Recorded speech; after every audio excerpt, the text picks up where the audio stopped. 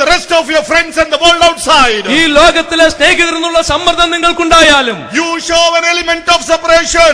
നിങ്ങൾ തീർച്ചയായിട്ടും ഒരു വേർപാട് കാത്തു സൂക്ഷിക്കേണ്ടവരാണ്. No longer walk like the rest of the Gentiles. ദേശം ശേഷം ജാതികളെ പോലെ ഒരിക്കലും നടക്കരുത്. That is the meaning of 1 John 2:15. അതാണ് 1 യോഹന്നാൻ 2-15 വാക്യത്തിന്റെ അർത്ഥം എന്ന് പറയുന്നത്. Love of the Father calls for a separation.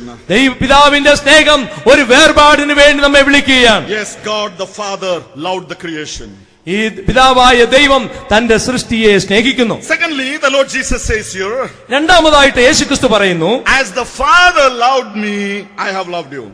പിതാവ് എന്നെ സ്നേഹിക്കുന്ന പോലെ ഞാനും നിങ്ങളെ സ്നേഹിക്കുന്നു. So we have already looked into a part of the Father's love to his creation. പിതാവിന്റെ സ്നേഹം തന്റെ സൃഷ്ടിയോട് എങ്ങനെയാണ് എന്നുള്ളത് നാം ചിന്തിക്കുകയായിരുന്നു. The second factor that we need to understand, രണ്ടാമത്തെ സത്യം നാം മനസ്സിലാക്കേണ്ടത്, how did the Father love the Son? എങ്ങനെയാണ് പിതാവ് തന്റെ പുത്രനെ സ്നേഹിച്ചത്? Yes, the Bible narrates that. അത് വേദപുസ്തകം വളരെ വ്യക്തമായി വെളിപ്പെടുത്തുന്നു. We need to understand how the Lord Jesus loves us. എങ്ങനെയാണ് യേശുക്രിസ്തു നമ്മെ സ്നേഹിച്ചത്? How the Lord Jesus loves his disciples. എങ്ങനെയാണ് യേശുക്രിസ്തു തന്റെ ശിഷ്യന്മാരെ സ്നേഹിച്ചത്? If we have to understand that, we need to understand how the Father loved the Lord. അത് മനസ്സിലാക്കണമെങ്കിൽ പിതാവ് എങ്ങനെയാണ് പുത്രനെ സ്നേഹിച്ചതെന്ന് മനസ്സിലാക്കണം. John's Gospel chapter 3 and verse 35. യോഹന്നാന്റെ സുവിശേഷം 3-5 വാക്യം. Father loves his Son and has given all things into his hand. പിതാവ് പുത്രനെ സ്നേഹിക്കുകയും അവന്റെ കയ്യിൽ സകലവും ഏൽപ്പിക്കുകയും ചെയ്തു. So this Son of God whom we are preaching, ഇന്ന് രാത്രി ഞങ്ങൾ പ്രസംഗിക്കുന്ന ദൈവത്തിന്റെ he is പുത്രൻ, loved by the Father, അവൻ പിതാവാൽ സ്നേഹിക്കപ്പെട്ടു. and everything has been given into his hand. പിതാവ് സകലവും തന്റെ പുത്രന്റെ കയ്യിൽ ഏൽപ്പിച്ചു. There is nothing that has been hidden from him. തന്നിൽ നിന്നും ഒന്നും മറച്ചു വെച്ചില്ല. The fullness of God indwelt in him.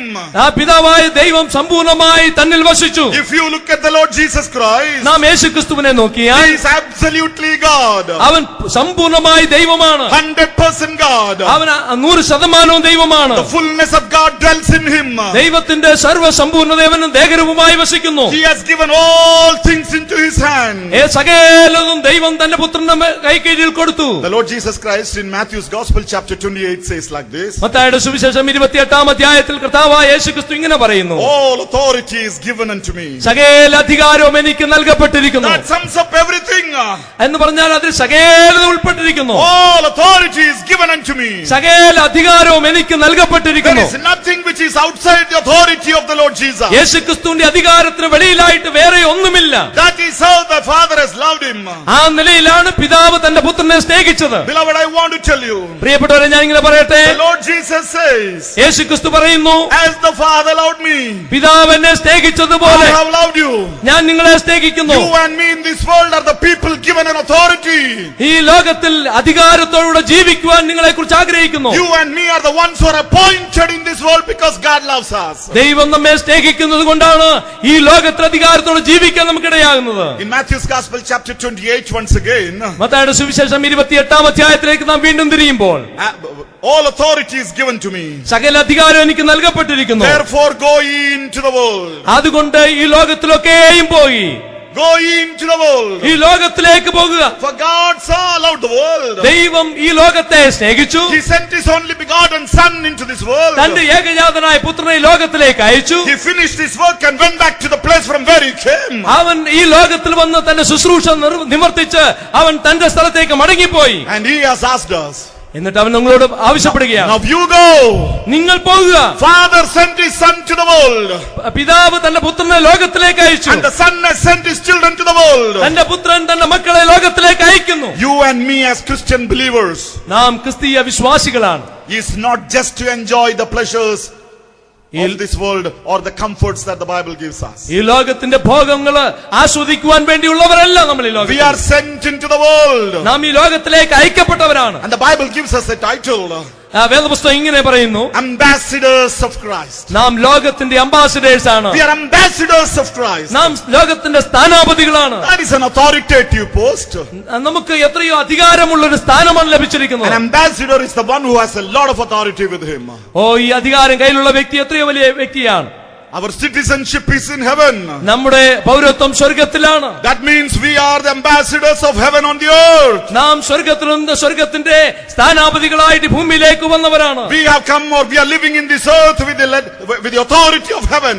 നാം സ്വർഗത്തിന്റെ അധികാരവുമായി ഈ ഭൂമിയിൽ ജീവിക്കുന്നവരാണ്. Yes, because the Father loves the Son, everything has been given to him. പിതാവ് തന്റെ പുത്രനെ സ്നേഹിച്ചപ്പോൾ സകല അധികാരവും തന്റെ പുത്രന് നൽകി. One of the primary responsibility of the believers is to be witnesses for the Lord. ഒരു വിശ്വാസിയുടെ ജീവിതത്തിലെ ഏറ്റവും പരമപ്രധാനമായ ഉത്തരവാദിത്വം എന്ന് പറയുന്നത് അവന്റെ സാക്ഷ്യം നിർവഹിക്കുക എന്നുള്ളതാണ്. I want to ask this question to my beloved brothers and sisters. പ്രിയ സഹോദരി സഹോദരന്മാർ, ഇന്ന് രാത്രി ഞാൻ ഈ ചോദ്യം ചോദിക്കട്ടെ. What is your role in the evangelization of this world? സുവിശേഷീകരണത്തിൽ നിങ്ങളുടെ പങ്കെന്താണ്? What is your contribution to go into the world and preach the gospel? കർത്താവിന്റെ വചനം ഈ ലോകത്തിലൊക്കെയും പോയി പറയുന്നതിൽ നിങ്ങളുടെ പങ്കെന്താണ്? That was the mission for which the Lord Jesus came. ആ ഒരു കാരണത്തിന് വേണ്ടിയാണ് യേശുക്രിസ്തു ലോകത്തിലേക്ക് വന്നത്. I want to tell you, ഞാൻ നിങ്ങളോട് പറയട്ടെ, the same authority the Lord Jesus has sent us into the world. ആ അധികാരത്തോടു കൂടിയാണ് പുത്രൻ ഈ ലോകത്തിലേക്ക് നമ്മെ അയക്കുന്നത്. If we are not involved in that ministry, നാം ആ ശുശ്രൂഷയിൽ ഉൾപ്പെടുന്നില്ല എങ്കിൽ, in whatever way is possible for us, if we do not get involved, നാം ഏതെങ്കിലും നിലകളിൽ ഈ കാര്യത്തിൽ നാം ഉൾപ്പെടുന്നില്ല എങ്കിൽ, we are unfit servants. നാം അവിശ്വസ്തരായ ശുശ്രൂഷകരാണ്. We are unfaithful stewards. നമ്മൾ വിശ്വസ്തരല്ലാത്തതായിരിക്കുന്ന സേവകരാണ്. We are not fit to be the ambassadors. നമുക്ക് ഒരിക്കലും സ്ഥാനാപതികളാകുവാനുള്ള യോഗ്യതയില്ല. The Lord Jesus Christ on one occasion said like this. നമ്മുടെ കർത്താവായ യേശുക്രിസ്തു ഒരു സാഹചര്യത്തിൽ ഇങ്ങനെ പറഞ്ഞു, My food is to do the will of him who sent me and to complete it.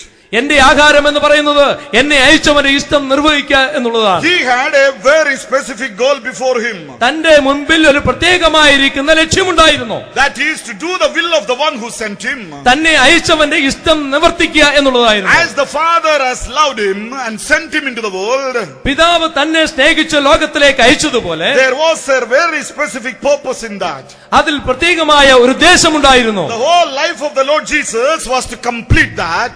യേശുക്രിസ്തുവിന്റെ ജീവിതം കൊണ്ട് അത് സമ്പൂർണ്ണമായി നിവർത്തിച്ചു. And ultimately cried from the cross, it is finished. ആ കാൽവരിയിലെ ക്രൂശിൽ കിടന്നുകൊണ്ട് യേശുക്രിസ്തു പറഞ്ഞു, സകലം നിവർത്തിയായി. Beloved, I just want to ask you one thing here. പ്രിയപ്പെട്ട, ഞാൻ ഒരു കാര്യം ഇവിടെ ചോദിക്കട്ടെ. Paul says in the book of Timothy, when he writes to Timothy, പൗലോസ് തിമോഥെയോസിനെ ലേഖനം എഴുതുമ്പോൾ ഇങ്ങനെ പറയുന്നു. 2 Timothy chapter 4, 2 തിമോഥെയോസ് 4-ാം അധ്യായം, I have fought a good fight. ഞാൻ നല്ല പോർ പൊരുതു, I have kept the faith.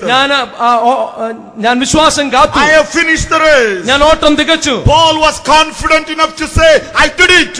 പൗലോസിന് വളരെ ഉറപ്പായി പറയാൻ കഴിയും, ഞാൻ പൂർത്തീകരിച്ചു. The Lord Jesus Christ completed it. യേശുക്രിസ്തു അത് പൂർണ്ണമായി നിവർത്തിച്ചു. It is finished was his cry ultimately from the cross. കാൽവരിയിലെ ക്രൂശിൽ നിന്ന് അവസാനമായി ഉയർന്നതായ നിലവിളി സകലവും നിവർത്തിയായി എന്നുള്ളതാണ്. What was given to Paul, he completed that. പൗലോസിനെ ഏൽപ്പിച്ച കാര്യം പൂർണ്ണമായി നിവർത്തിച്ചു. You and me are not going to be eternal on the face of the earth. We are not going to be eternal here. നാം ഈ ലോകത്തിൽ നിത്യമായി ജീവിക്കാൻ പോകുന്നവരല്ല. Any day we might be called. ഏത് ദിവസം നാം ഈ ലോകത്തിൽ നിന്ന് പോകും. Any day we may say goodbye to this world. ഈ ലോകത്തോട് ഒരു ദിവസം നാം ഗുഡ് ബൈ പറയേണ്ടവരാണ്. Age is not a criteria.